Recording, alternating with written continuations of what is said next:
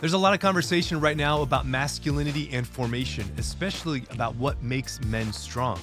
Father Josh Johnson works closely with men at the very beginning of their seminary formation, and what he's seeing raises some questions that are hard to ignore. In today's conversation, we talk about masculinity, formation, and one missing element that keeps showing up, not just in young men, but in men across the world.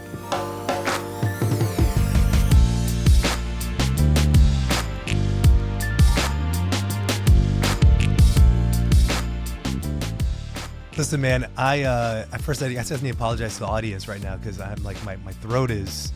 I've been dealing with the sickness for 2 weeks now, and You're I going through thought I puberty, could Mario. just. Just be honest. Be honest. You're going through a late adult puberty, and so your voice is That's it. My changing. voice is squeaking because I'm going through a second puberty. That's Like you're exactly going what it like is. backwards. You're going back to your Like, teen years. yeah, this is Benjamin Button is what's happening. It's like the gray hair is going to become darker as I get older. Yeah, that's exactly it. Yeah, so I have to confess that awkwardness. I'm going through the stages right now. Lost some pimples on my face. Also, we gotta we gotta figure this out. So you are a man of many talents and many different hats that you wear. And we've had you on the show before to talk about some of those things. One of our earlier episodes we talked about at the parish, and this was before you were at Sacred Heart, where you were in Santa Mom, and the good work you were doing there, just talking about the renewal of the Catholic parish and what that looks like. And so now this year you have a new role within the Diocese of Baton Rouge, that you are in charge of the propedeutic year for these men who are coming into the seminary. And so for folks who have no idea what that word even means or how that even applies to seminary formation, why don't you just enlighten us a little bit and help us understand what is a propedeutic year and why is it crucial to a man's formation towards priesthood? This is a great year for our guys in formation. So propedeutic year is the foundational year where the guys they grow in the human dimension and in the interior life and spiritual formation primarily. So we're able to really hone in and focus on that without too much attention being placed on academics. They do still take some theology classes at Fran U here in Baton Rouge, but oftentimes, like when I went to seminary, I had a full course load of work. And there were so many guys too. We had hundreds of guys in seminary formation. I was taking a lot of classes.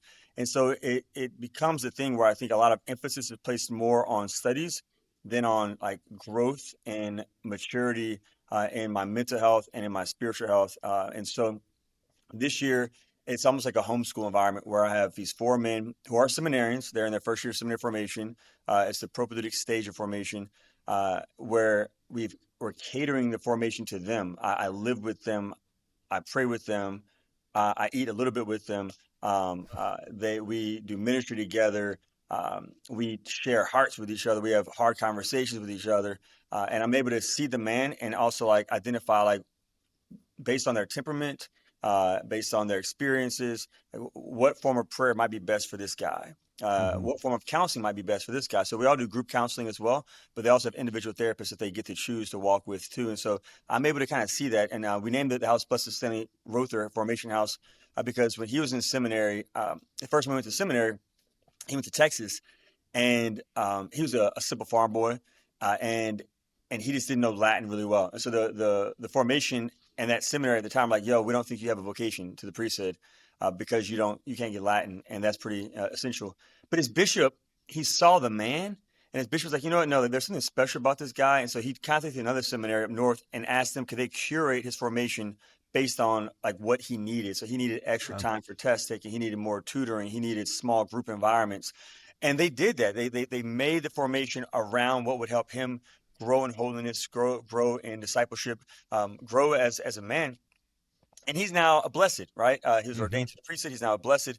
And so a lot of what I'm doing this year is as I get to know the man and what's kind of like a novitiate year, like religious sisters and brothers, like they have a novitiate year.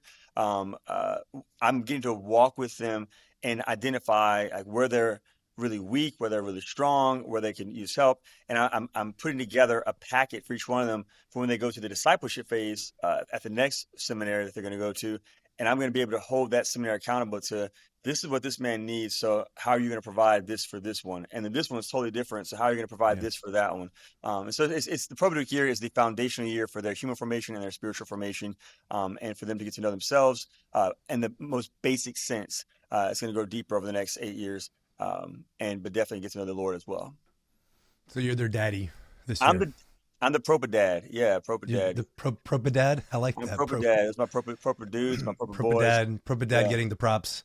And I feel like a So dad. I mean, I really like. I've been telling about this is my favorite year as a priest. I've been a priest now. It's my 12th year priesthood, yeah, amazing. and Time flies. it's getting better. Like this is like living with them. I feel like I've always been a spiritual father. I feel like a dad. Like getting because I one of the things I asked them from the jump, because we've witnessed a number of priests leave the priesthood, and it's not just because they don't pray, like they're or because they're not orthodox. So there are orthodox guys who are praying who leave, right? One of the common things I'm seeing though across the board when a man leaves is because during his time of formation, he wasn't being transparent with external formation. He was going to confession, and that's internal formation, so you can't break the seal of confession. He was going to spiritual direction, being very honest with the spiritual director. That's internal formation. It's not the same as the seal of confession, but they can't break that, right? Or they shouldn't. Um, Right. External formation, though, needs to know what's going on. Like the bishop And should know the what's man is external? ordaining. The Yeah, what is bishop that? What is should. external formation for Oh, people I'm who don't saying know external that? formation Yeah. is where you bring to the light external formation is we're the people that walk with the guy in everyday life, but we're the ones who will ultimately make the decision whether the Not man as should be ordained. confessor, not as spiritual director, but the Yeah, ones it's who have ultimate say in terms of yeah, like and so voting we need for to him. Yeah. know. And so Yeah, yeah, I need to told, I know. told my guys from the jump, I said, look, a lot of guys who've left, they were honest with their spiritual directors and confessors, but they were not honest with the rector, the vocation director, the seminary director, or their bishops. And so I just said, please just be like, trust me that I care about you. And in order for me to curate your formation experience the way that Bishop, the Bishop of Blessed Stanley Rother's curated his formation experience, I got to know the man. So like, reveal your heart with me. So I've been appropriately vulnerable with the guys to kind of Hmm. witness first. Like, look, I'm going to share my experience with seminary, what my struggles were, et cetera, et cetera. Right? They live with me. They see my humanity very much, my imperfections, and it's been so amazing. I mean, so shocked almost by just like for how from the jump, these guys have been so transparent with me and so open. Hmm.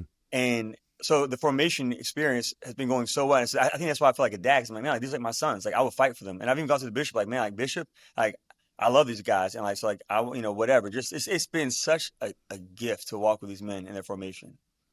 You bring up an interesting point about like the lack of vulnerability being a reason why guys leave because there's a lot of reasons. Obviously, the structure, the pressure. I think the demands on the priesthood today in 2026 is vastly different than it was in 1986 and 1956. I mean, In just 2000. the in 2006, right? I mean, Yeah. exactly. Like from even 20 years ago, the demands that are placed on priests today is just completely different. And so that creates an environment where there's a lot of pressure and and that creates an environment where then there's a lot of burnout also. And Mhm. so what you're articulating is one answer towards that is like, can guys just be more open? And can they trust the formation? Yeah. Now we know we're going to talk about this later, but let's just go right into it right now. I mean, like recent studies show that priests don't trust their bishops. And so Mhm. the Catholic Project had a survey they put out to 10,000 priests in 2022. And of those 10,000 priests, 48% of them said they trusted their bishop. Now they resurveyed those same priests. They got 1,000 respondents back, and that number jumped up to 52%. But basically, we're saying half. That's it. Like half of the priests trust their bishop. So what you're proposing is like be open, be vulnerable, trust your bishop. But these guys are saying I don't for one reason or another. And so what I hear you trying to do is like establish from the get-go, like Yeah. formation, external formation shouldn't be a threat to your Oh. vocation, you know? No, yeah, and hopefully, if we can have these open, honest, transparent conversations now this year, then hopefully, as they go into the next seminary that they will go to, they could be a part of that agent of change in the culture of the seminary there, right? So I'm not saying that the seminary where they're going to is going to be the same as their experience here in this house of formation, but hopefully they could be witnesses to be agents of transformation because like we focus a lot on Jesus. Obviously, he's like Jesus Christ is the model, right, that we look at for everything. And Yeah, so Jesus Christ, that's a good model for priesthood formation. yeah, We should be for all focusing on that, right? disciples, right? But like he For all gives us disciples, that's the right. That's right. roadmap of like a priesthood in the Hmm. Bible in the Hmm. Gospels. And I've really been drawn this past year to the human nature of Jesus. Like I obviously Sure, Jesus is a divine sure. person, one divine person has a human nature, divine nature, but he has a human nature, and he wasn't ashamed of it, and he wasn't Right. like a person who resisted his human nature. Like in the Gospel of John, when he encounters the woman at the well, he was tired, it says. and he was Hmm. exhausted. And so he sat down and he asked for help. He was needy. Can you give me some water? Right? Like he didn't Right. hold stuff in and keep it to himself. He was able to communicate to somebody else what his needs were. Whenever Jesus Christ went to the Garden of Gethsemane and he was feeling anxiety to the point of sweating blood, he didn't hide that from other people because he wanted to seem like he was Superman. Like he allowed and invited his disciples to come sit with him to watch him as he was experiencing mental suffering. Right? As John Paul II, I love that he writes about this in one of his documents. He says Jesus Christ doesn't just experience physical suffering, but he also experienced mental suffering in the Garden of Gethsemane. So whenever we experience like profound anxiety, depression, like that, God understands that he can relate to us there. And so Jesus did not hide that from Hmm. the people that were walking with him, that looked up to him. He let them see him. Whenever he was carrying the cross on the in the road to Jerusalem, he allowed Simon of Cyrene to help him to carry his cross. And so he doesn't shy away from his human nature. And so a lot of our formation is looking at Jesus, uh, the man, the divine person, but Right. the divine person with a human nature who allowed his human nature to shine. And so, like, to be okay with, all right, you're limited. Are you really struggling with this? Or like you're struggling with academics. This, are you struggling with fidelity to prayer? You're struggling with virtue, with chastity, with purity. You're struggling with having these hard conversations and like because of well, all right, bring it to the light. And I'm not promising you that we're gonna overcome that struggle this year, but we're at least gonna begin to address it and come up with some ways to approach it now going forward. And then over time, like God's grace will build upon your nature and perfect your nature. But like let's at least begin to have these open conversations now so the seeds can be planted and we can experience like the slow process of you experiencing healing and wholeness over time. So how do you think that applies though for guys who struggle? I mean, like vulnerability, this is a buzzword, right? Emotional intelligence, these are all buzzwords right now. And particularly for men, trying to find that space of being able to do that while still having to be tough at the same time. And this is the spectrum where guys are struggling. And conversations that I have all the time is like, guys are like, well, what does it mean to be emotionally intelligent and vulnerable? But I'm supposed to be the tough guy with the stiff upper lip, you know? And so how do I balance both strength and what's being asked of me as a man, especially as a priest, where I'm going to be a leader and I have to be a support to people and a bedrock for folks.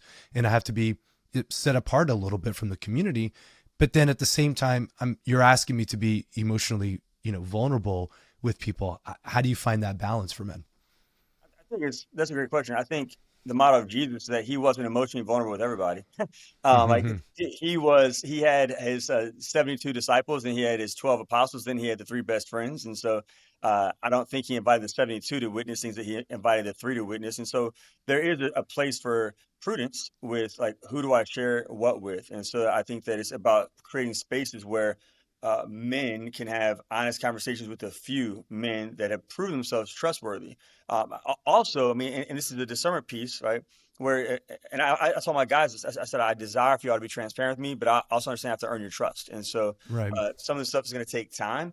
And so I also think that I always say, give people your chicken nuggets, but withhold the barbecue sauce, right? You don't get the barbecue sauce until later. You have to earn my barbecue sauce. And so some of this is also like give stuff time. We don't want to rush friendships and rush relationships and rush intimacy with people. Mm-hmm. We want to test it and discern it. And there shouldn't be a lot of people that we're going super deep with and being super vulnerable with. On So one hand, what is this? What does it look like in your life with my friends or with my seminarians. with your friends? Like for you as a Oh, priest, as a I have man? Yeah. yeah, yeah. So I have a few people that I go deep with, and you're one of them. I have a I get few. the barbecue sauce. I'm You happy to you say get the that. barbecue So, sauce. Father Ruben Dykes gets the barbecue sauce. Sister Josephine Garrett gets the barbecue sauce, right? hmm. So I have a few people in my life Hmm. who they know me, like you know me, Hmm. and I tell you to be known, and especially like in my not only in the my fidelity to prayer, my fidelity to virtue, or my fidelity to being a pastor or a seminary, director, whatever, but like to be seen, to be known, and like, man, I'm struggling right now, and I'm going through, it's hard, and I'm whatever, and then to be received, like that to me is an expression of like God's love for me through people, and so it's very healing, So Hmm. I'm super grateful for the very few people that I'm able to go deep with. Um, it's a gift, and Yeah, Yeah. and I see my guys, my guys do that too. They do it so well in the house, and I'm so proud of them because like they're having conversations with each other now because they're not like there's drama, right? Like they're humans, they have different temperaments. There's all different. I mean, we have sanguines, phlegmatics, cholerics, and melancholics, but they're learning how to like have these hard conversations now.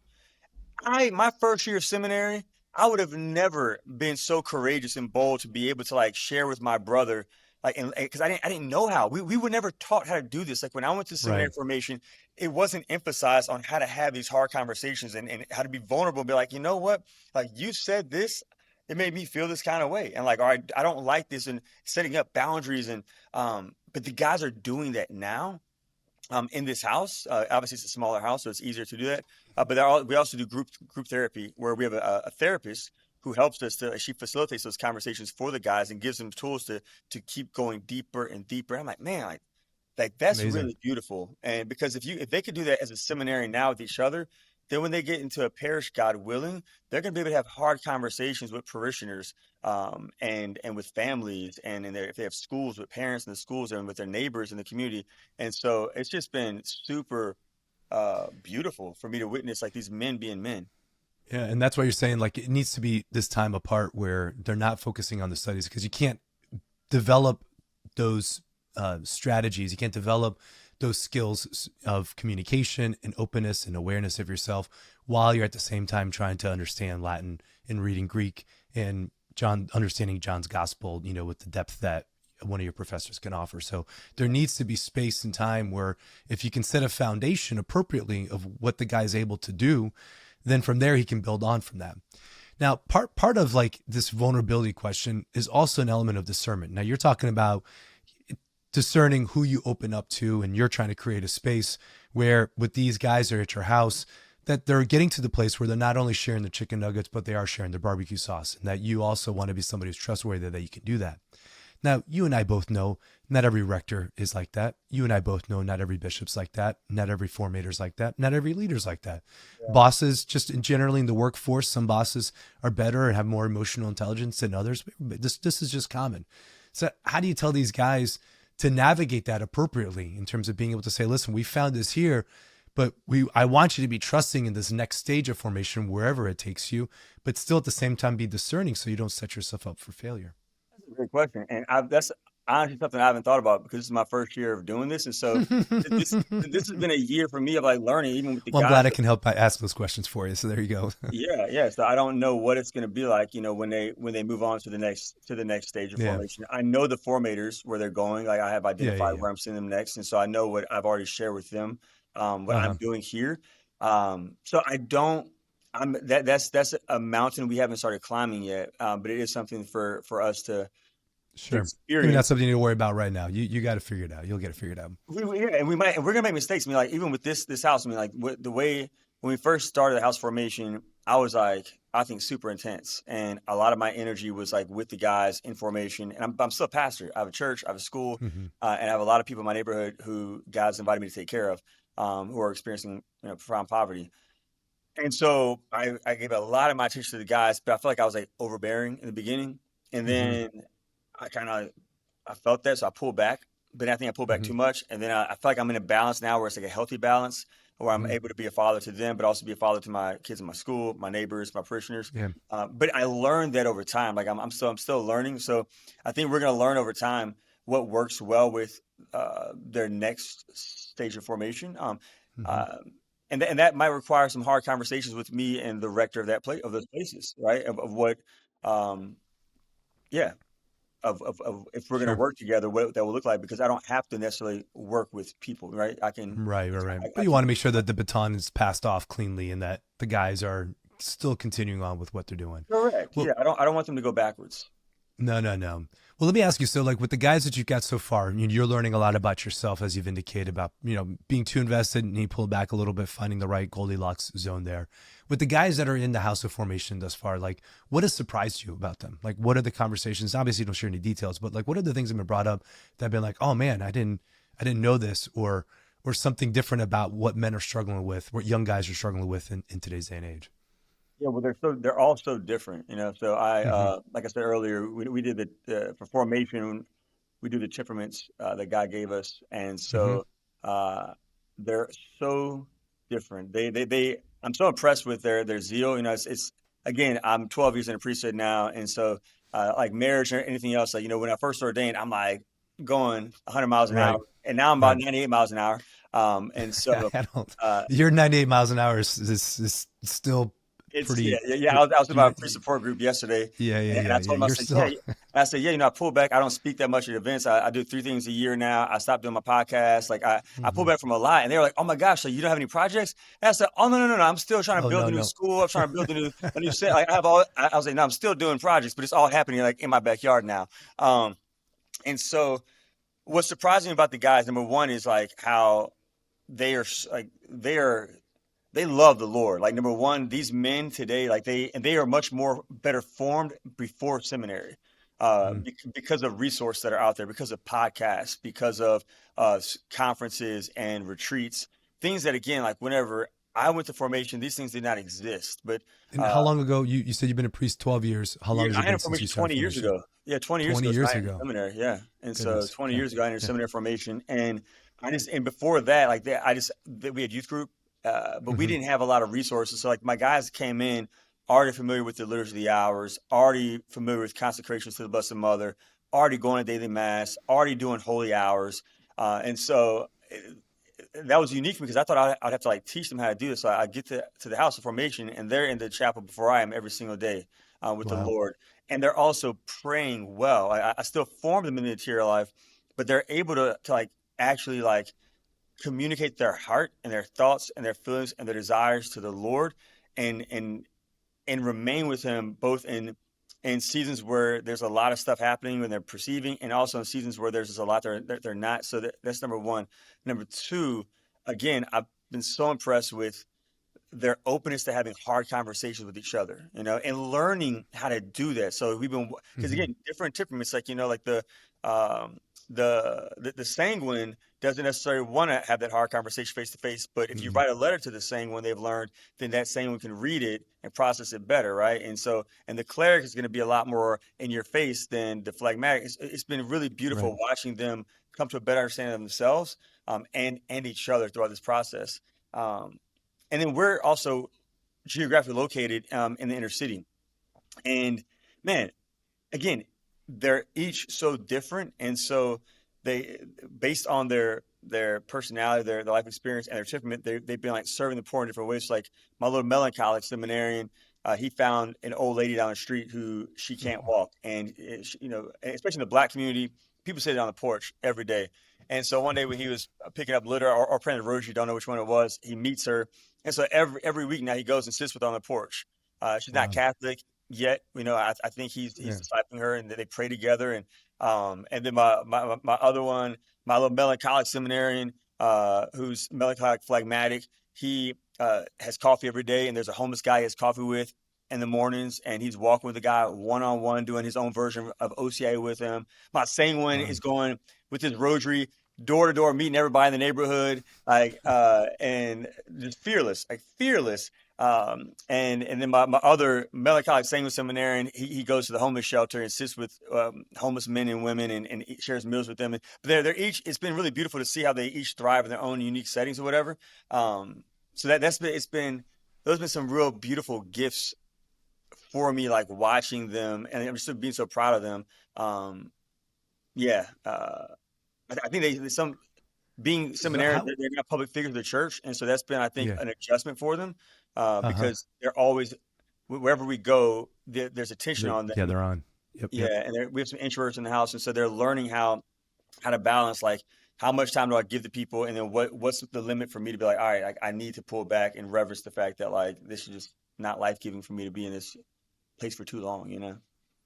What do you see as the biggest difference then between when you were entering formation and when these guys are entering formation, particularly when it comes to masculinity and masculine formation? Yeah. Well, first, what's your definition of masculinity and masculine formation? Well, I mean, let's talk about that then. What is it? The ability to sip whiskey and no fine cigars, right? Well, Isn't my that guys what? are 18, so they ain't drinking I'm nothing in joking. this I'm house. joking. I'm Yeah. joking. I'm joking. Joking.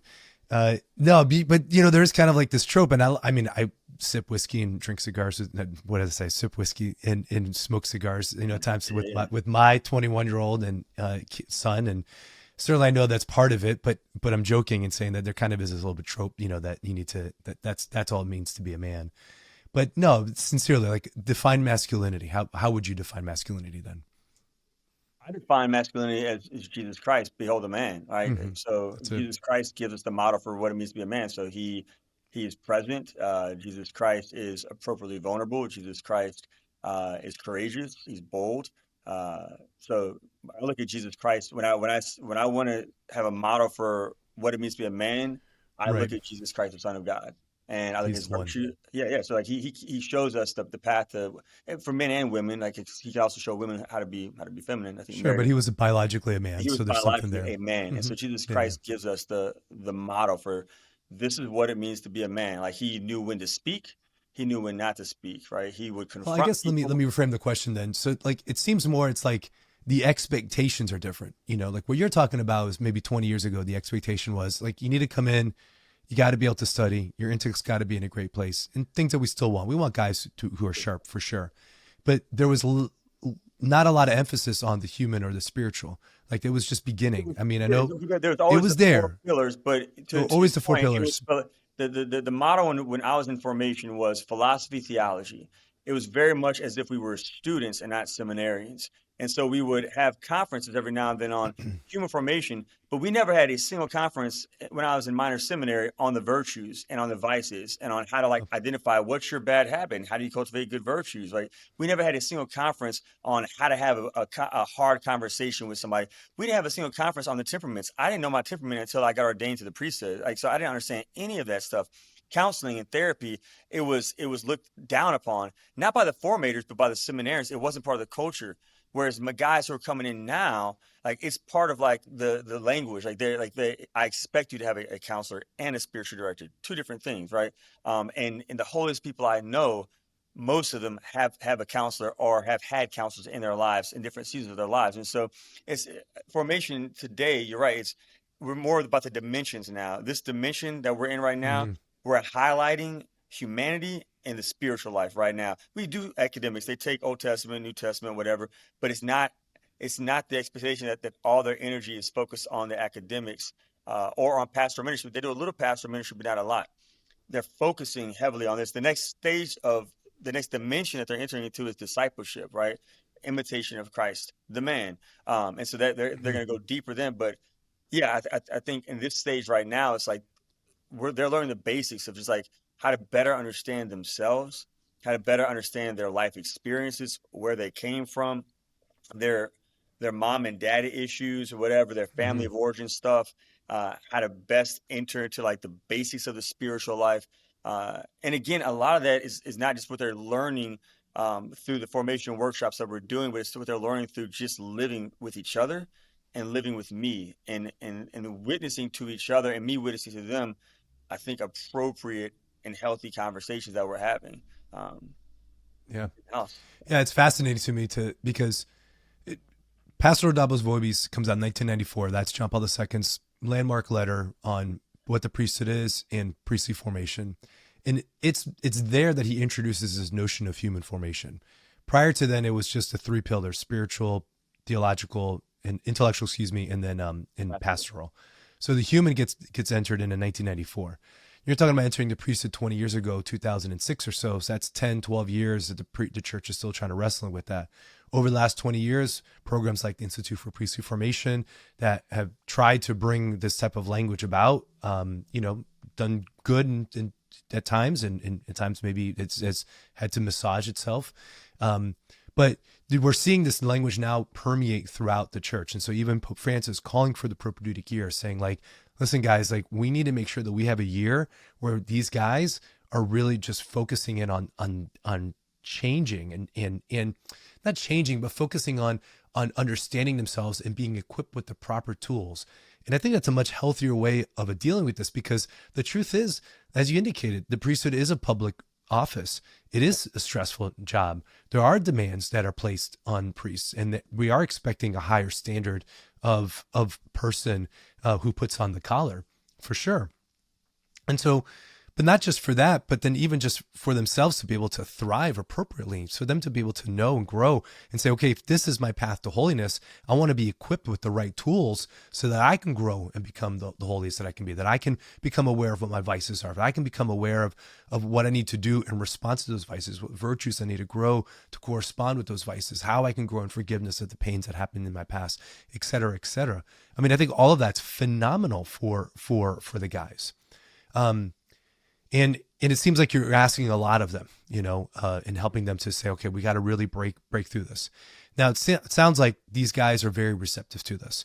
Has there been any pushback thus far, or do you think that some of this has been like you've not self-selected, but you've selected certain guys to fit certain qualities, and now these are qualities that you're looking for? Maybe if you had in some of the interviews before guys even come into the process of entering the house, maybe you've already filtered some of that out. But what has that been? Have you had any pushback from any of these guys, or guys have been all right with it so far? They've been honest with me. So, I mean, I thought I would get pushback with like the technology fast. So our guys, they have flip phones, like they don't have the iPhones, and they came from a culture where that's what they had for probably 10 years coming in. No, they were Yep. totally fine with like letting all that stuff go. The places of pushback probably have been just with like, and again, it's been based on the man. Like some of them have given some pushback to some of the academic stuff, right? And have been honest about like what's too much, what's or what seems to be kind of not enough, right? There's been some pushback with ministry demands of the parish, because again, they're like, and I'm learning the men, and next year's group of men will be totally different from this year's group of men. So as I learn them, I'm able to discern with them, like, all right, where do I want to challenge you to like lean into this pressure, Mm-hmm. and then but where is this also maybe it's too much for you. And so we've made changes with regards to some of the ministry stuff that they're doing in the parish. We've made changes with some of the academics. We made some changes, yeah, with different things or whatever. Yeah, and some of the guys are just like, yeah, like I don't necessarily like some guys really love conversations and going deep a lot, and Yeah. other guys like I don't Some are like like, that. nope, I don't I want to don't talk like about that, that. Yeah. but they still do it, and they Right. found ways to like do it. Like even like we were having a conversation at one point in our house about like how often do we have these harder conversations? Like, look, bro, like some are like, man, I'll do it every week, and others like once a month. And I'm like, yeah, yeah, Yeah. like, let's That's your pull it back. melancholics. That's Let's your pull it melancholics. You're like right once here. a month. Right, pull it back Yeah. a little bit, just a little bit, right? But again, it's we're learning as we're going, and as we're growing with each other. Yeah, but I love the fact I feel like that's appropriate affective maturity for them to Right. also To be able feel to say that. free to be able to communicate. Like this right here is I'm noticing growth, but I feel like this is actually too much, and this is detrimental for me right now. All right, cool. Well then, let's massage that a little bit, and then keep walking this direction. All right. So if Jesus is the model of Hmm. masculinity, Yeah. and we're grateful for that, and that's something I've talked to even Jennifer Morel about, and she's like, often guys will talk about Saint Joseph being the model of masculinity. He's like, Saint Joseph is great, obviously most chaste spouse of Mary, but men, you have Jesus. Jesus is actually a man, so let's appeal to him as the model. What do you think are threats then to the masculinity, to their masculinity, the men that you're working with, your own personal masculinity? Yeah. Like what are the threats to that? Self-sufficiency, like thinking I can do it all on my own, not Mm-hmm. reaching out to other people for help, right? And Yeah. so uh, not wearing the mask. Like I think so many people wear a mask because of fear of shame or fear of rejection or fear of abandonment or whatever the thing is. But we put on this mask like I have all my stuff together, as opposed to being like, you know what? I'm not a great administrator. I'm really not good at administration, I might be a good preacher or a teacher, but I'm not really. I'm not the best like in prayer. Like I really struggle with the holy hour or whatever. Like to be able to bring your stuff to the light. I think that's like that's number one. Doing it all by yourself, I can do this, I can do that. Well, I mean, you do everything by yourself, then you're going to be so limited in what you're actually good at and being a gift because you're being pulled in every direction because you're trying to do it whatever. So I think self sufficiency is like for men like one of the main things, and then uh, wearing that mask that I have it all together. Like I'm super yeah. Just what we always focus on all of our virtues and all of our uh, yeah, all of our good deeds and like that Yeah. that to me is super dangerous. It's like, no, like let's highlight. Like I can't stand when I go to a conference and I hear speakers. talk about, and I don't go to too many conferences anymore because I don't travel much, but I just came from Seek and it was great. But I can't stand when I hear people like, I used to struggle with this, and now Right. again, and that's glory stories are real. Like there's things I don't struggle with anymore at this point in my Hmm. life, whatever.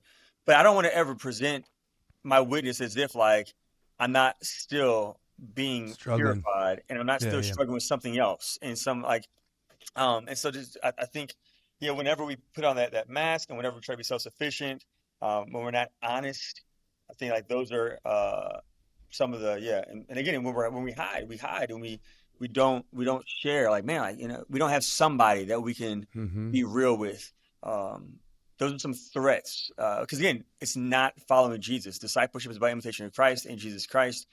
He allowed other people to help him. He allowed other people he didn't do it all by himself. He could have done it by himself, but he chose to have the 12 and the 72 and the 5,000 or whatever. And he was vulnerable and he cried. Jesus Christ wept. Like he wasn't afraid to cry when Lazarus died, and he had pity and he expressed anger. Like he was in tune with his emotions. And so Yep. if we're not trying to understand our emotions, that right there is another threat. So By this point, you've probably already given up on at least one New Year's resolution, but I want to encourage you to hold on to the one that really matters, praying daily. And one of the simplest ways to do that is by reading scripture. The challenge is that if your Bible looks anything like mine, it's already overflowing with highlights and there's no room left in the margins. And sure, you could open a prayer app which has the Bible in it, but we all know how easy it is to take an accidental Instagram detour before you ever make it to the reading. That's why I love the On Every Word Scripture Journal.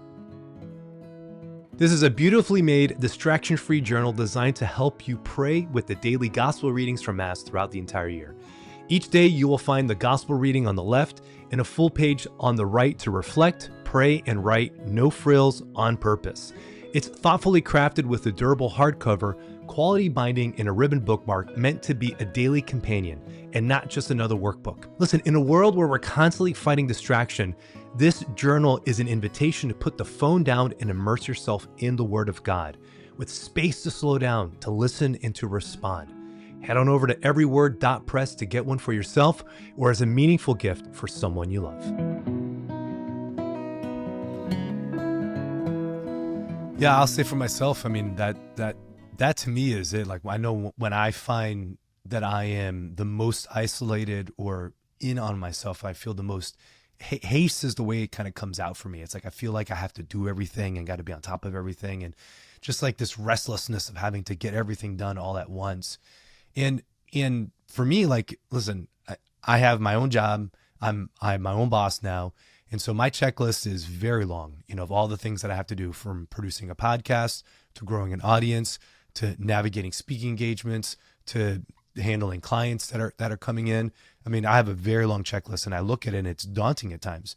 But what I'm learning for myself is like, knowing when I need to just say, okay, I can only do 70% of that task. It doesn't have to be 100%. It's okay. I'm going to do the best that I can.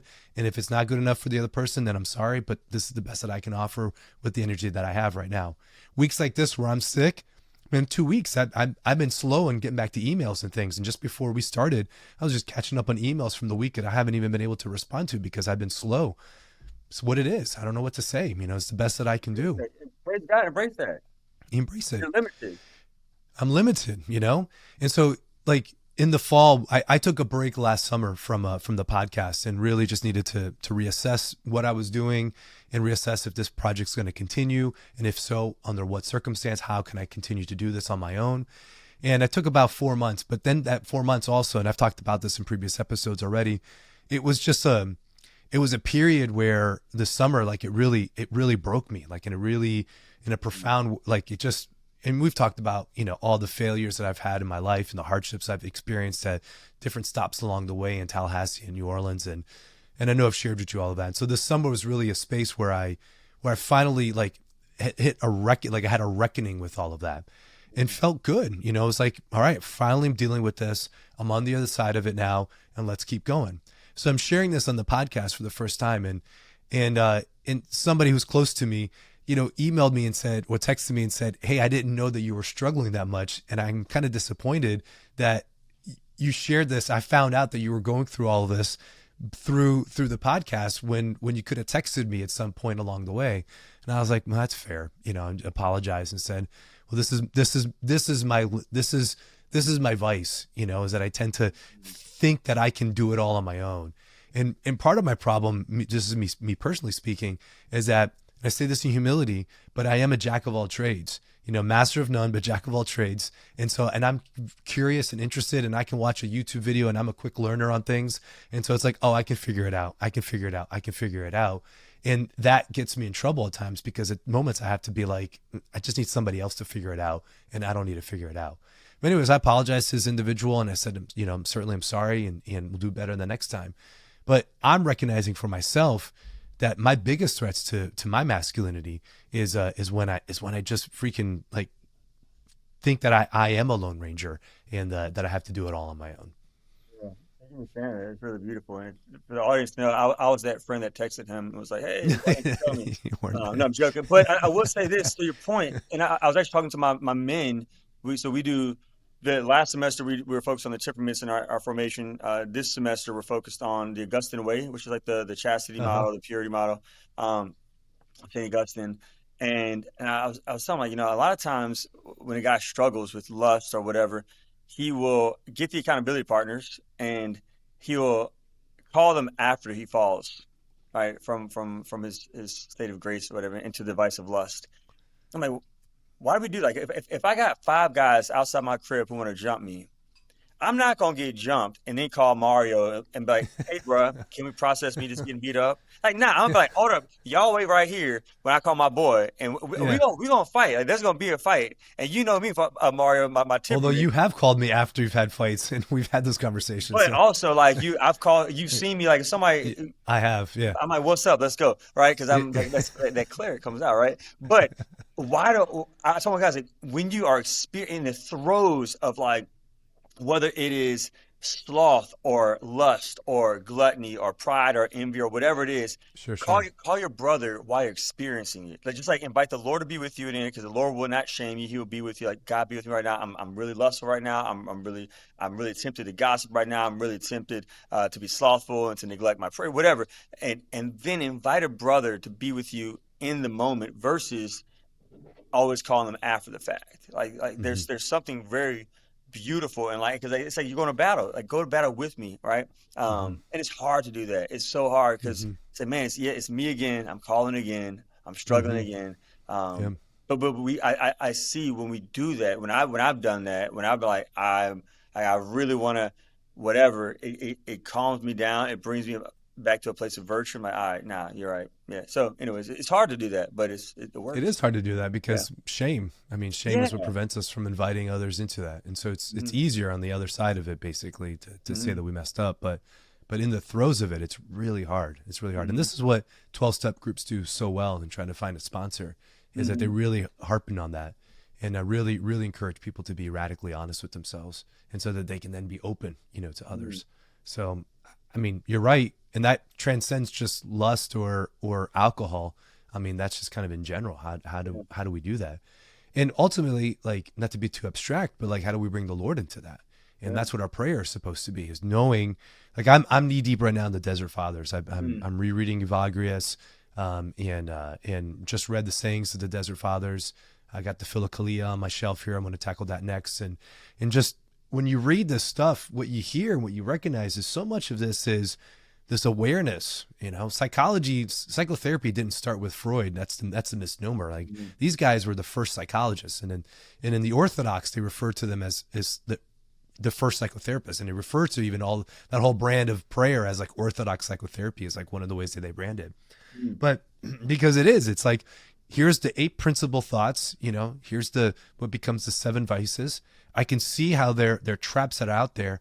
And here's techniques for me to be able to recognize I'm being pulled in that direction. And then how do I pull myself back? And so I'm pulled in this direction. How do I pull myself back to a place of groundedness? And it's prayer, man. It's prayer. It's prayer. It's prayer. It's prayer. That is what anchors us and allows us to be able to feel that groundedness. I agree. Yeah, I agree. And the Lord wants for us to have real, authentic prayer, right, where we can invite him into our mind. You know, I had a spiritual director years ago tell me, if you don't pray with your imagination, the devil's going to play with it. He Mm. plays with our imagination with many lies and many Mm-hmm. distractions and words of discouragement and accusations. But whenever we invite the Lord to meet us right there, in the midst of, man, it's like there's something really beautiful about that. Like I was praying recently with John. Like John's my new buddy, the Apostle John. I've always been close. I've Mm-hmm. always wanted to be his friend, but I'm so much of a Peter. But recently, John is finally like we're finally vibing, and which is good because my last name is Johnson, so I'm a son of John, and which is super cool. But John, yeah, just like him, he abandons Jesus in the Garden of Gethsemane. And Mm-hmm. the very first thing that Jesus does when he sees John at the foot of the cross is he gives John the greatest gift that he ever created, Mary. Behold your mother. Like he didn't say, John, I can't believe you ran away like a punk when I was getting jumped. Right. The disciple who didn't even try to fight for him, he's like, all right, you take care of my mom now. Like just the love of Jesus. And so as I continue to like mess up and abandon the Lord in little ways, I perceive the Lord like calling me to be a John, like Josh. And even though you messed up again, I'm still gonna hook you up. And I still got you, and I still bless you with this. I'm like, dang, Jesus, you still choose me? You still choose me after this? Like I've been, man. Mm. So, but for him to encounter me the way he encountered John, it's been so beautiful. Yeah, it's pretty powerful. Begin again. Begin again. Begin Again, again. again. Yeah, Always. Always. Always. Always. there's Always. always Always. hope. Always. Hey, there is always hope. Hey, what is that? That sounds like the name of a great podcast, by the way. All right, so listen, I know we've got a few more minutes here, but I want to go back to this notion of distrust. Okay, within the priesthood, distrust within the seminary and within men. When I was teaching at IPF one summer, the guys that we were talking about this, and the seminarians referred to the gossip and the chatter that happens among seminarians as sin, the seminary information network, and that that made me laugh. Yeah, I was never yeah, cool yeah, that click, huh? yeah. The seminary information network, it's sin. And I was like, oh wow, yeah. There is some church mice here, some gossip that's being laid across the men. But then even this mistrust of the bishops, Yeah. and like 52%, that's what the study's saying right now, have trust their bishop. And so 48% don't. Again, that's half. Why? And what do we do to change that? I'll tell you, I'll give you a few. I'm just going to talk. I don't know why. I don't know what Yeah, we yeah, can do yeah, in yeah. general. I could talk about my bishop. My Okay. bishop has been such a gift to me this year in formation because he was a rector for 12 years before he was a bishop. And he also wanted to help me out because he was like, Josh, this is going to be a lot. You're still a pastor. You still have a lot going on in the neighborhood. You have the school. He said, I want to help you out in formation. So every Monday, my guys after we do our adoration and Lectio morning prayer, they go to the bishop for mass. And then he has breakfast with my guys every single Monday. And he allows them to like they have access to the bishop more than I think any priest has had access to the bishop in this diocese, because he's every single Monday just hanging out with them, with the Wow. guys, and as he's their father, he's my father, and so they and he sees them, and they allow themselves to be known, and again, like he's external formation, so he's able to form them too, but the trust that they are establishing with our shepherd is something I've never seen before. I've been in many different, and I went to two different seminaries, right? But I've done a lot in formation over the years. Um, I have experienced really amazing rectors, and then Mm-hmm. I've experienced some that could grow, right, and do better, Yeah, yeah, yeah. Um, but Being diplomatic with your words. That's all. That's good. That's good. yeah, because I've Yeah. never had a Yeah, bad we'll be rector. charitable. No, I've no, never no, had a no. We'll bad be rector, charitable. but I have had Yeah, yeah. rectors. I was like, oh, that's an area. But like I will. What the difference for me was, um, the accessibility. Like I've met priests who tell me their bishop, they can't schedule me with a bishop directly. They have to go to a secretary for their bishop. I'm Right. like, you're a priest. Yeah, Like yeah, yeah. you're that's my bishop's a priest. Yeah, yeah. He's the fullness of the priest. I couldn't imagine if I had to go through hoops to get to my bishop. Like that just Mm-hmm. and so I think that we have something really good here going on in my diocese in this land, and that I'm super grateful for.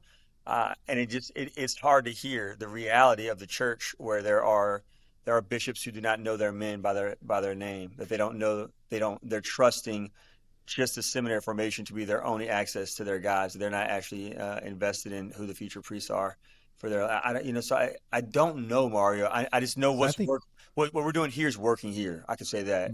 that's it. Yeah, and I appreciate that. I know you're just focusing on here, but I know you've had conversations with other priests in different places where that kind of cynicism, that biting tongue kind of comes out, and you're trying to put a stop to that. And I know that you're trying to try Very, to very create a intentional about that. place, yeah, Yeah, where maybe there's a new generation of priests that can grow up in an environment where they yeah. will trust their bishops. And when as I also talk to other directors of the propedeutic year across the country, what they're telling me, guys who've been doing this a lot longer than me, for a few more years than me, they're telling me that the guys that they're forming in their house, when they go to the major seminary, the minor seminary for discipleship phase after their propedeutic year, that that the seminaries are changing, Hmm.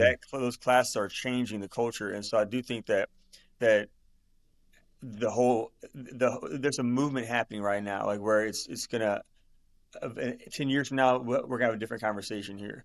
Yeah, But it takes time, like for like the renewal and yeah, reformation takes time. But I do think that there's a reformation happening in seminary right now, because you were in seminary formation.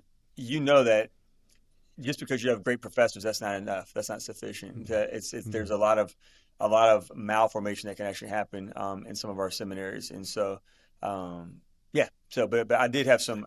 I would say I had a few really amazing rectors, as well, that I'm very grateful yep. for. That I stay in touch with too. So um, Yes, I think there's a change in the culture there. The other piece is also like I hope that we can start breaking away from an all or nothing thinking or an all or nothing judgment. mm, Where it's like sometimes we feel like, well, if the bishop disagrees, we have a disagreement liturgically or politically, that we demonize them. yeah, Or something of that nature, where now there's no longer trust because of one or two factors, which may be significant. I'm not trying to minimize that, but no longer you no longer allow for nuance for who this person is to what I'm trying to say here, right? That the fullness totally, of the totally, person yeah, and no and, longer and is seen because they're just being judged by one or two qualities. totally, and again, and I think that's like, and it takes the bishops to be the ones, like they're the ones that I think we're gonna this way goes on them to be available to tell guys, hey, look, I disagree with this. I don't understand this. You're really into this. Help me understand you more. Versus just saying like, oh, like like you're whatever, you're trad or you're whatever. Therefore, I'm gonna shut the Right. door. Like no, like all right, you're trad. Help me understand what draws you to this. Like what's the spirituality behind it? What's your encounter with Christ behind it? Like I want to better understand the man. Because sometimes there's something really beautiful underneath that, and then sometimes there's something that's not so beautiful underneath that. That I think it just takes. It's like any relationship. It takes time, and it can be real messy. But again, my bishop and I, we come from two different eras of formation, so we're very different from each other. Hmm. But Hmm. there's a respect there, right? I respect him as a man, and we've had conversations where we've been able to express each other where we are in disagreement. But again, like where we're in agreement is in the mission of the church to form healthy and holy priests, And so he Yeah. trusts me with that, and I trust him with this as well. And that's great to hear, that trust is there even with those differences that are there. So that doesn't become a power play or a power struggle. No, not at all. Cause that stuff kills dioceses, man, when that power play is happening. Totally, yeah, yeah, yeah, So, yeah. It's like marriage. You gotta make discern like what's important for us to like. You should talk about everything, communicate everything, but right. what's my battle gonna be in this? Like, all right, Right. I've What's communicated the with hill you we're where I dying on? stand, you Yeah. communicate where you stand, and then we could agree to disagree. But or this, I'm gonna like, I'm Hmm. putting my stake in the ground. That should be very rare, I think, to put the stake in the Yeah. ground. Yeah. Yeah. Now, when you're first married, just to say, I mean, you don't know what that is yet. And so the hills that you die on are, do you squeezing the toothpaste out of the wrong part of the tube, where the way the toilet paper roll is going and the way that How clothes are do you do folded. your toilet paper? Which way is it? This way or this way? Like Oh, over or it's under? got to go over. It's got to go over. Yeah, Yeah, always, great. always. Unless you have a toddler, and if you have a toddler, then it goes under. That's the only circumstance where it's excusable, because the toddler, is just going to hit it and it's going to roll Great. indefinitely. Yeah, that's So, really great. so that's the only time. Outside of that, it's got to be over. Yeah. So, I'm type A. I don't know what to say. Yeah, These are arguments Chris and I have had over the years, but we figured it out. 23 years, we got to figure it out. 23 years So, old. okay. So final question here, just as we're wrapping this up, maybe somebody's listening to this right now and they're saying, this is all wonderful, Mario, Father Josh, this is great, but I'm not a priest. I'm not a seminarian. I don't have a desire to go to the seminary. How can what we've been talking about, how does that apply to guys just more generally? Like what can a guy listening to this do, and how can he apply this into his life about what he can do to grow in his own masculine formation? Yeah, I would say what our conversation. I honestly think everything we've been talking about, you don't even have to like think about the seminary at all with what we've been saying. Like having hard conversations, learning about yourself through your temperament, um, identifying your triggers, um, learning about your experience of being self-sufficient or not, wearing masks or not wearing masks, looking at Jesus Christ as the model for your masculinity, allowing him to show you how to be appropriately vulnerable, and with whom do you be very vulnerable with, and who do you not. I think a lot of what we've said really honestly is very universal. And so seminary formation, uh, a lot of guys that enter don't become priests, right? Most guys who enter their first year, is what less than 50% would actually make it all the way through probably, Mhm. but it forms a better man. And so like even what we've been talking about in this conversation about the propedeutic formation dimension, I think uh, prioritizing human formation and spiritual life, that will help anybody become a saint, you know? And so, um, I think the gift that you're offering and the gift that the seminaries offer in general is structure. And that's mhm, helpful for guys because they don't have to go make it up. They don't have to create it. They can just step into a program. And if they trust you, they trust the process, they trust the structure, then they're going to allow the system to work and to do what it needs to do to help guys become the men they're supposed to be. And I think that's one of the challenges for men, lay guys, is that we have to then make that structure ourselves and we have to create it. And so, guys who are listening to this, certainly we want to then be intentional about how do we replicate this within our lives. So, who are your three friends that you're going to share the barbecue sauce with? Like, what does that look like? And so, and then what do conversations with them look like? Are you texting regularly? Are you emailing regularly? Are you phone calling regularly? Are you trying to get together regularly? Like, what is that? And you might have to piecemeal, maybe different things, different places. And those don't have to be the same three guys that you go working out with, so to yeah, speak. Those don't have to be the same three guys that you go on a run club with, that you vacation with. You can have different levels of friendships as well. And so, but guys have to be intentional about it. And so absolutely. we're encouraging guys right now to think about that and think about their friendships and their relationships and how you can form those to be um, just healthier all around. If you're finding that the conversations you're only having are about sports, listen, I love sports. I got a fantasy league. I didn't win this year, but that's okay. You know, I got to the championship game. I love all that stuff for sure. And that can be a great way to talk to guys. But so often we can just get stuck on talking about yesterday's games and the stats and what guys did or didn't do, what players did or didn't do, and not actually transition that to something deeper. And so, And also, can I say this reverence yeah, though? yeah, Like go ahead. there Yeah, might yeah, be some friendships where like you are my sports friends, and that's that's right. like, and that's your lane. And then I have other That's friends right. who I can do sports and deeper conversations with. But like, it's cool for some friends to just be like very base level and very utilitarian, or like depend or Yep. whatever the thing is. Like, there's different levels of friendship, I think. Different levels of friendships. And Yep. it's okay, like if It's some okay. people are in that box where I ain't going deep with you. Like you're my friend I'll drink with, but I would never Yep. go deep with you because Yep. Because I know it's going to end up on Facebook tomorrow or yeah, Twitter or whatever. right. It's going to, people going to be sharing it all over the place. So judging that, discerning that. But again, like I said, we just want to leave guys with this idea of helping them to be okay. How do you create that structure? Keep it the Um, rule of life. yeah. How do you keep up a rule of life? So how do you create a rule of life? Like, what would you recommend for guys to think about creating I that? would say keep it simple, right? I think sometimes we as guys, I know me, I always go too hard in the beginning, and so I think looking at the calendar, and come up with something very simple that I could do with regards to prayer, and it's doable. Like I even tell priests, like a lot of times priests will come to me after they get ordained because in seminary it's like very structured, and so they're able to do the liturgy hours 5 times a day and holy hours and study and ministry, and they get ordained, they get in a parish, they're by themselves. And all of a sudden, they're in demand, and there's so many needs from so many people, and so they start to try to be a good father and present to all their people and everything. And so the first thing that goes is prayer, and prayer goes from 60 minutes to 50 minutes, 50 minutes to 40 minutes, 40 to 30. By the time they come to me, they're like, I'm not even doing a holy hour anymore at all. Like I'm barely getting my breather in. And so I'm always like, look, like start with the basics again. Let's get the breather down, and then maybe do like a holy 20 minutes, right?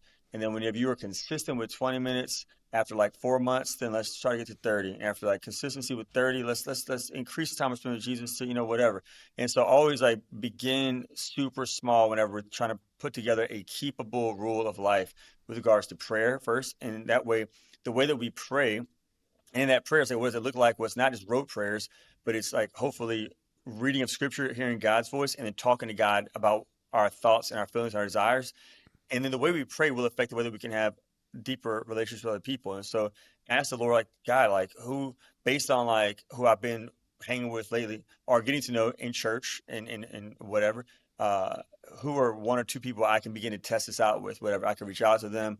And then a couple times a month, like, all right, let's have intentional conversations, like where sometimes like in my pre-support group, we don't do it anymore. We used to have like questions that we printed out where we would have to answer the question. Like we were like, and then that way it kind of gave us a structure of like uncomfortable things. Like, have you been doing your holy hour? How are you doing with, whatever, purity of heart? How are you doing? Where you've been struggling at? How's the admin going? And, but like having these questions that can kind of facilitate the conversation until it becomes normal, where you could be vulnerable again with a few of those guys.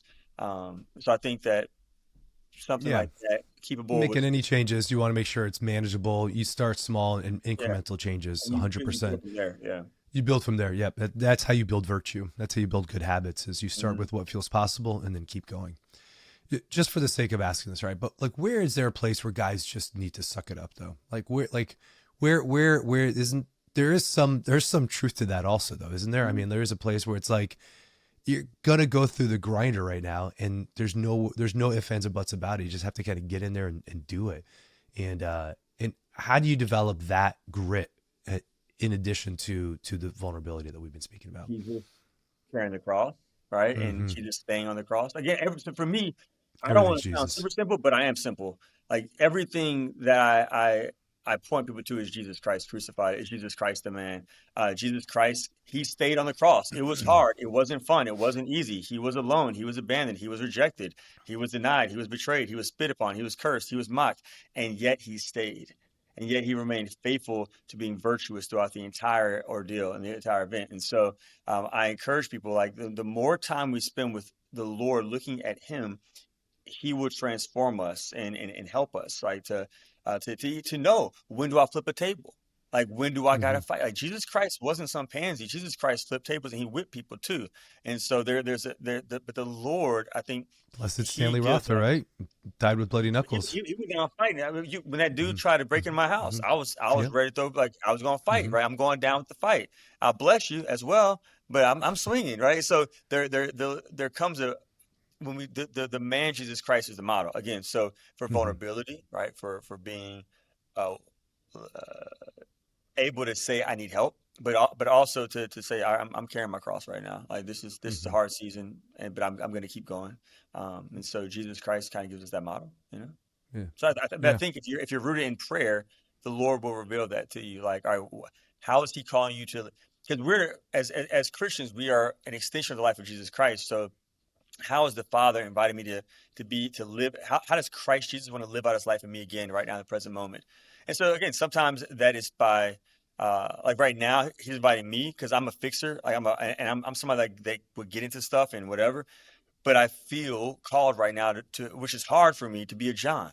I feel called right now to just stand at the cross and not try to convince anybody of Jesus Christ is God, and I try to defend Jesus Christ, and I try to fix Mary's broken heart at the cross. I feel the Lord saying, Josh, just stand at the cross, just be there with me, and that's hard because I'm like, I want to get my sword and cut this dude's ear off like Peter, and I want to go out there, and he's like, nah, just stand, like go to Ephesus with Mary, and just stay there right now. Whenever I really want to be out in the streets, like making disciples, and so, but again, that's the season. Because I'm a man of prayer and I go to my spiritual director with it, that I perceive the Lord's inviting me to. And so if our men are rooted in the interior life, if they're devoted to prayer, then Jesus Christ will reveal, okay, I need you to be, I want to live this in you today. I want to live out, I want to go flip a table. Like, let's go flip a table right now. Or I want to suffer well, or I want to have a hard conversation with somebody, or not. I want to be silent. So, yeah. Yep. That's right. Christ. It's Jesus. It's Jesus. Well, we could have just summed up the whole episode right there. We did sum up. That was it. You could just talk about Jesus the whole time. Yeah. Pretty simple. The faith is pretty simple when it comes down to it. Formation is pretty simple when it comes down to it. It's I mean, it really is, it really is. It's like, it's not, I say that even about marriages, when couples come to me that are on the brink and I'm talking to them, I'm like, listen, the work that we're doing here, it's not rocket science. Okay. This isn't trying to figure out the latest breakthrough in medical technology. Like, this is the basics. What makes it hard is us breaking those defenses to get back to those basics and reconnecting with for marriage, right? Reconnecting with what made your marriage work initially and where you lost your way. And so we're not breaking any new ground here. Nothing I'm going to say is going to be revolutionary, but it's going to be very pointed. And that's the place that we need to get to, is how do we fix it? And how do we deal with it? So, but again, it's not rocket science. So formation, the same thing. I mean, like raising my kids, I love my boys. I got a 21-year-old, I got a soon to be 18-year-old. And these dudes are, yeah, it's crazy, isn't it? I knew him whenever you first moved to New Orleans, and yeah. 21, 18, 15, 11. Yeah, it's wild. Dang. Yeah. They're men. What's he doing right now? He's a senior at University of Alabama. So he's gonna pursue his PhD in psychology. There? Yeah, he is. Yeah, That's he's awesome. loving it. Yeah, it is awesome. Great. Yeah, Focus is there too. Yeah, they're doing great stuff. Focus is there too. Yeah. No, it's been great for him. It's been such a great experience for him. So he's about to graduate and wants to pursue his studies. So, PhD in what? this is what it is. I'm Psychology. right now. No, you're good. Psychology. Because you're a witness, bro. Apple doesn't fall far from the tree. What can I say? So I love that. yeah, man, it's great. It's like welcoming him into the shop. There. Yeah, it's like I used to be like a shoemaker, and like I'm raising my son now, and then he's gonna make shoes also. So That's awesome. it's a counseling practice here, so we're gonna do it. Yeah, it's great. I'm happy for him, and we'll see where the road leads him for sure. Yeah. But like you said, it's not rocket science. I mean, it's the basics, but it's instilling them.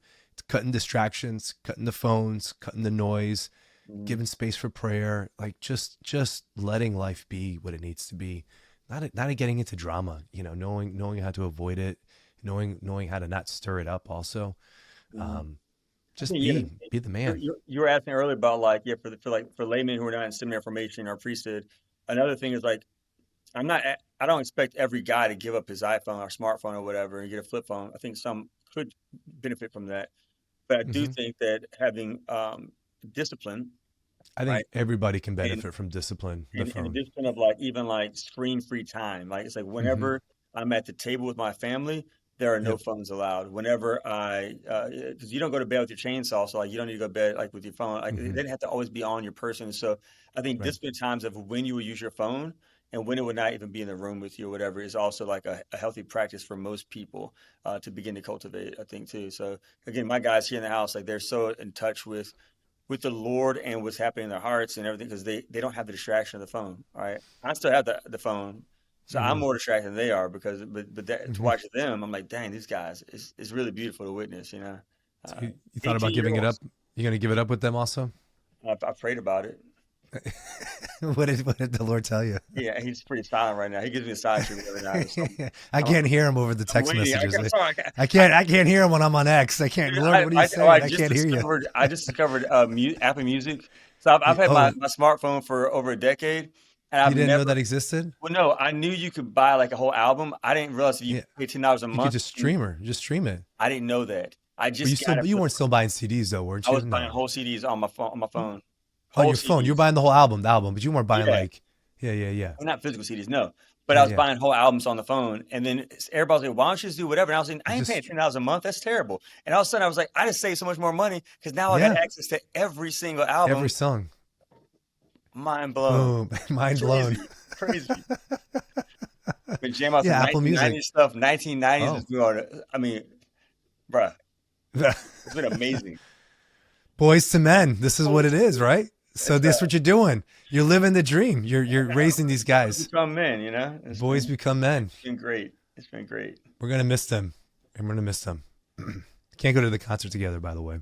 Yeah, I know, I know, I know. I'm gonna be out of town that weekend actually. So sorry. Yeah, I saw my calendar as well. Yeah, for the Yeah, audience, Mario and I, we are we're friends outside of this, and so we both enjoy good music, you know, like and 90s R&B. like That was 90s, my very first concert. Actually, no, that wasn't my. No, that was my second concert. My very first concert was MC Hammer with Vanilla Ice opening. bruh, That Hammer was Time, awesome. Hammer Time. Ice, And my Ice. second concert was Boys to Men with Mary J. Blige opening Ooh, and this is how we do Montel it. Jordan. Montel Jordan. It's Thank you. Yep. Friday night, Yeah. and Yep. I'm feeling all right. Oh, I don't want to have to pay royalties. We can't sing Oh, too you much. can't Yeah. do that on this Well, podcast. I don't know. I mean, maybe I'm not. I don't have the money to pay royalties for that. So we I'm not can. saying that if we do that, we have to like. That's crazy. I didn't know I that. think there's a clip, maybe like 30 seconds max, 10 Okay, seconds cool. max, or All something like right, that. If not, it gets we'll go flagged. 29. Perfect. All right. Well, we're off the rails here, so now it's probably a good time to end it. It probably is. Josh, what you got going on, man? What else you got going on? What can we I be mean, praying I for? don't know. I'm just trying to be a priest, man. I'm just trying to be holy. I'm just trying to be a father to my boys here in the house, my boys to men.